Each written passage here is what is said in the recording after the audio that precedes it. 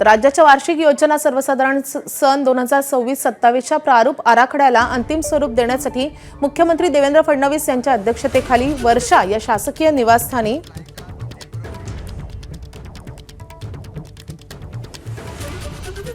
राज्यस्तरीय बैठक पार पडलेली आहे। या बैठकीत सिंधुदुर्ग जिल्ह्याच्या विकासासाठी सुमारे 600 कोटी रुपयांचा प्रारूप आराखडा पालकमंत्री नितेश राणे यांनी सादर केलाय। जिल्ह्यात सध्या सुरू असलेली कामं तसेच आगामी काळात प्रस्तावित विविध विकास प्रकल्पांची सविस्तर माहिती यावेळी मांडण्यात आली आहे।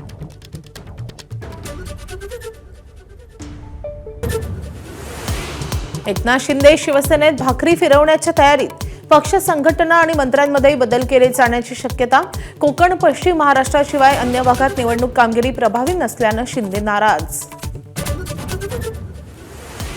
उपमुख्यमंत्री सुनेत्रा पवार पुणे दौऱ्यावर। झेडपी आणि पंचायत समिती निवडणुकीत विजयी झालेल्या उमेदवारांची घेणार भेट।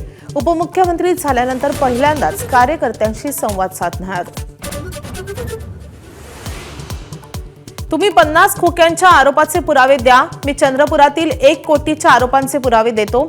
मनसे नेते संदीप देशपांडेंनी पुन्हा ठाकरेंच्या शिवसेनेला डिवचलं।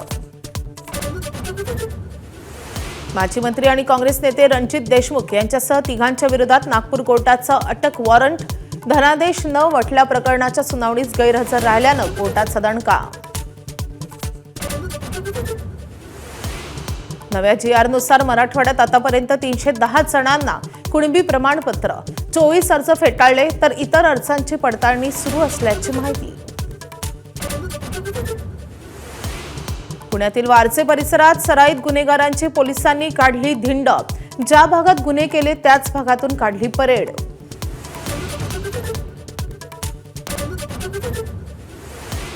नागपूरकरांचा प्रवास आणखी सुखकर होणार। 50 ई-बसेसचं पंतप्रधान नरेंद्र मोदींच्या हस्ते व्हीसीद्वारे उद्या लोकार्पण।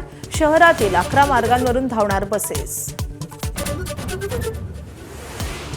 पंतप्रधान कार्यालयाचा पत्ता आजपासून बदलणार। पंतप्रधान नरेंद्र मोदी सेवातीर्थ कल्याण भवनच्या कार्यालयाचं करणार उद्घाटन। सेवातीर्थमध्ये राहणार अर्थ, संरक्षण, आरोग्य आणि शिक्षण खात्यासह अनेक खात्यांचे कार्यालय। भारताचा फ्रान्सकडून आणखी 114 राफेल विमान खरेदीचा निर्णय। एकूण 3,60,000 कोटी रुपयांची संरक्षण सामुग्री घेणार। भारताच्या इतिहासातली सर्वात मोठी संरक्षण सामुग्रीची खरेदी ठरणार। बांगलादेशात बांगलादेश नॅशनलिस्ट पार्टी सत्तेत येणार। 300 पैकी 212हून अधिक जागांवर विजयी आघाडी किंवा विजय। तारिक रेहमान यांच्या पक्षाला मोठा विजय। जमात-ए-इस्लामी पक्षाला 72 जागाच मिळणं शक्य। एबीपी माझा, उघडा डोळे बघा नीट।